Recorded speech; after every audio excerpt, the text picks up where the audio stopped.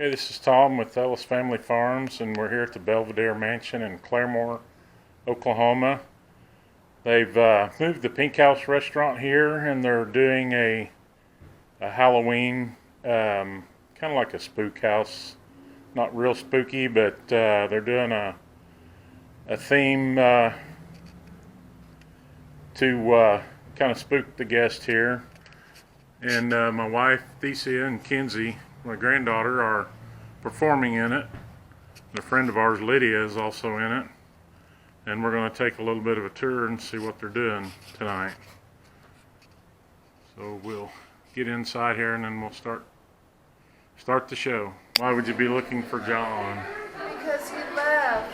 Now I'm still looking for him. And you can't find him? You built this building for me and my children, and then he left, and I haven't seen him. I'm still looking for him. Well, if I see him, I'll send him your way. Okay, just tell him I'm down in the front room. Down in the front room. I'd like to go. Cool. Maybe he's upstairs. Think he's upstairs, maybe? Maybe he's upstairs. Let's go upstairs. Go look for John. If you see John, tell him you're here. You know, I don't think I've ever been in here. Well, you'll enjoy it then. Yeah, it's real nice. Okay, we're going to go upstairs and see if we can find John. He built this place. It's a nice looking building. It's an old mansion. How old is it? Early 1907. Same year Oklahoma became a state.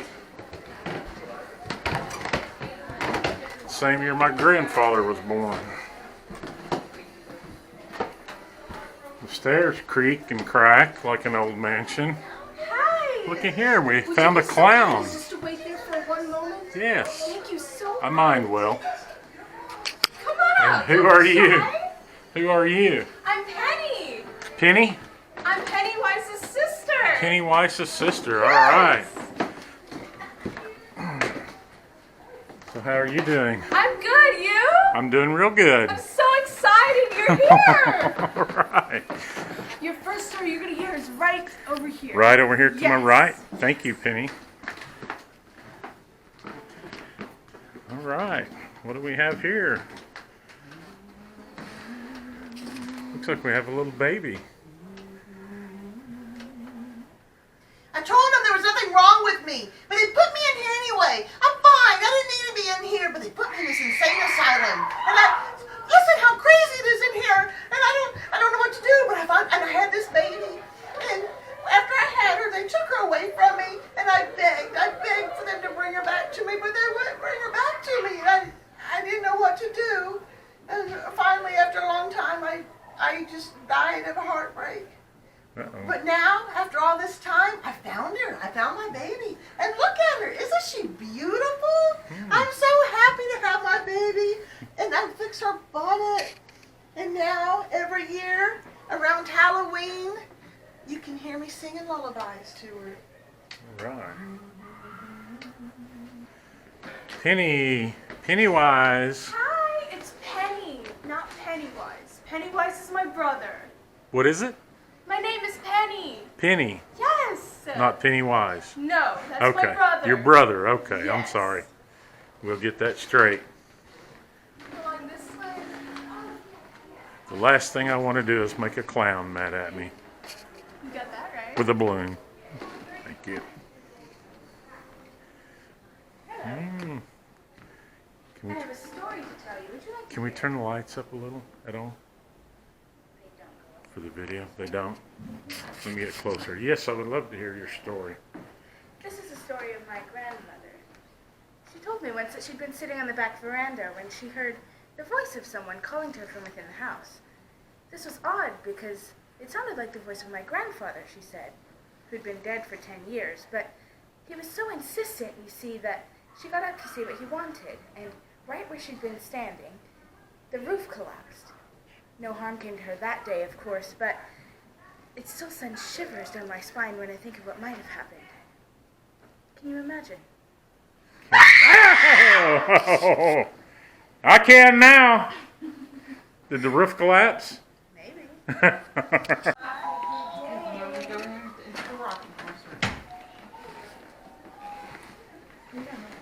Hi,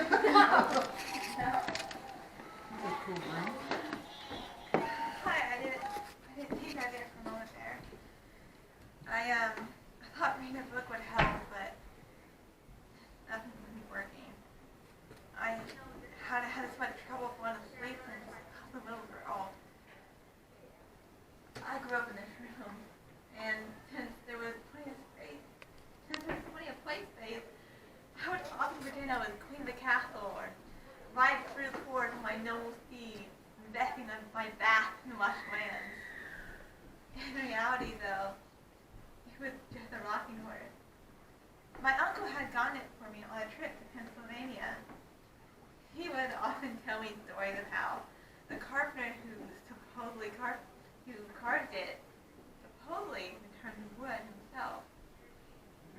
He said the story went on that it was all just because he refused to marry a gypsy's daughter. You see, he declined to marry his daughter once he found out that indeed his future mother-in-law was a wicked witch. Unfortunate for the carpenter, she turned him to the very thing he loved to create. I had all but forgotten that story until that sleepless night. Now, you must understand, being such an old and aging house such as this, it's very common to hear sounds like creaking and crackling in the night. But this particular night, I heard a sound I never heard before. It still made me silly. It sounded deliberate. I thought I heard it from over here, the turret toe. I was in bed, so I looked around, but I didn't see anything. So I looked for my storage closet, and then I looked toward the window. And there I saw it. My royal steed, my rocking horse, began to rock back and forth, and then stopped dead in the middle of the room. I was so scared twice. I just hit my head against the covers. I didn't peek back to look at it until the next morning. I cried myself to sleep that night, but the next day was all returned. It could not have been a dream, for in my room, there, the rocking horse was still there. Furthermore, I got a third reprimand from my mother, who scolded me for being on bed. You see, she was up late that night, working on a quilt in the parlor. But the parlor room was directly over my bedroom. And my mother, she heard it, the rocking horse, creaking along the wooden doorway.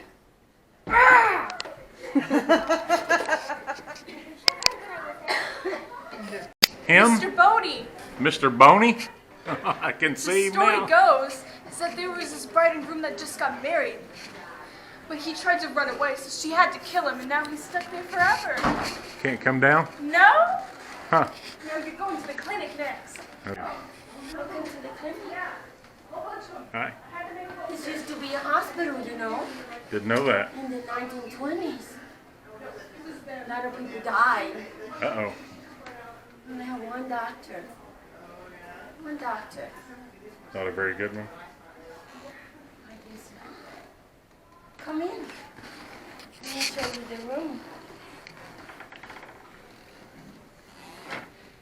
Used to be a pharmacy for a long time, too. And then the doctor left. Can you leave the door open for the patient needs to breathe? They get scared. They get scared of ghosts. Now, we're going to use it as a psych ward. Okay. That's Evelyn. I used to be here. Did you? But I'm okay now. You better? But yeah, I am. That's but good. now it's Evelyn. Evelyn is here. Evelyn is mine.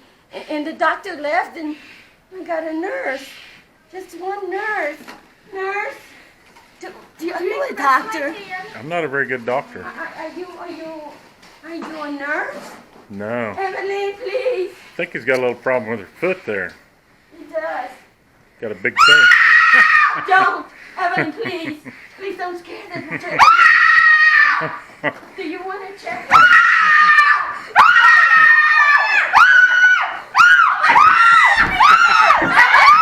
Evelyn, don't! Evelyn! Okay, time to go. One more flight to go. Been very interesting so far. Welcome to the haunted house. The haunted house? It was dark by the time the train pulled into the station, but the inn that I was to stay at was only 3 or 4 blocks. So I started my way down the dimly lit street. But after walking for a brief spell, I caught a glimpse of an old mansion on down the road. There were wagons, carriages, and buggies parked beside it. They were having some sort of party. Just then, a large bearded chap clapped me on the shoulder in greeting and invited me in. The party was in full swing as I stepped into the magnificent ballroom. There were swirling dancers dressed in the costumes of yesteryear. Then a dark-eyed guy grabbed me by the hand and pulled me out onto the dance floor. I was flying high, dancing and singing along, until around midnight, when the bearded fellow asked me to give a toast. "Give us a toast to the night," he said. "To a delightful night," I said loudly. "Good fortune and long life to everyone present." The crowd went silent when they heard my words.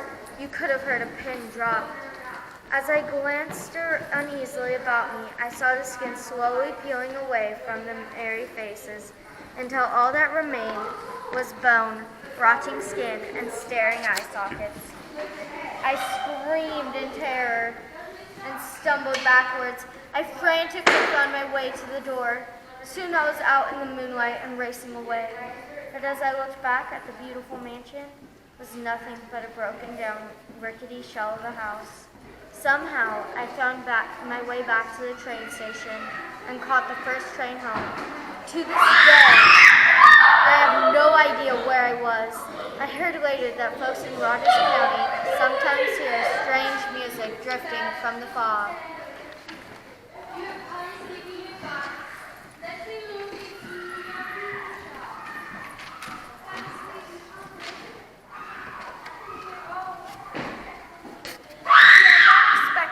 To meet the woman of his dreams, but there she was strolling along in the moonlight beside the cemetery.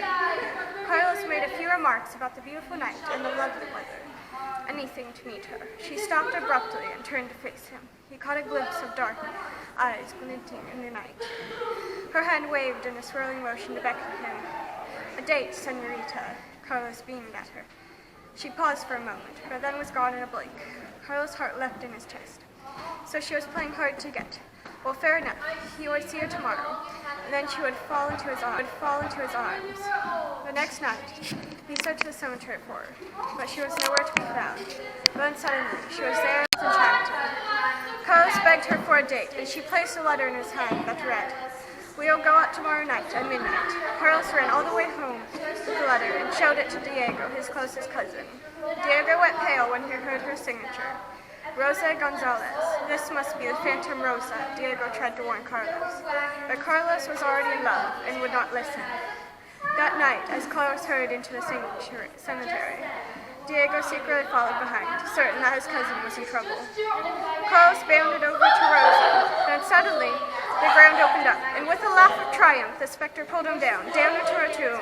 The earth closed over Carlos and Rosa. Diego ran into the cemetery, shouting his cousin's name in terror, but it was too late. Carlos was dead, locked for all time in Rosa's arms.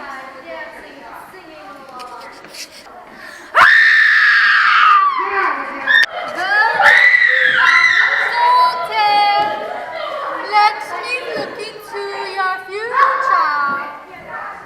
Oh, long life, and I see you in your old age with many loved ones, many companions. Ah, but what is this? Fur and 4 legs. It's cats. Lots and lots of cats. It is foretold. Thank you for visiting. Thank you. Madam Zolter. All right, Matt. think the bride ate. Oh, that's what I like to see. He lived on the east side of town. Anger filled his evil frown. 20 years he worked the shop, master threats and the chop. He worked less during heavy fog, searched for victims that would jog. Threw them right into his cart. To cause sorrow was his part. He made sure to chop each limb, but first he'd tear off all their skin. When they yelled, "Oh please, oh stop," he'd smile and say, Welcome to my butcher shop.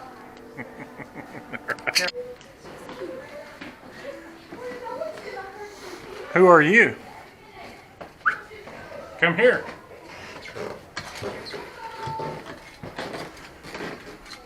Who are you?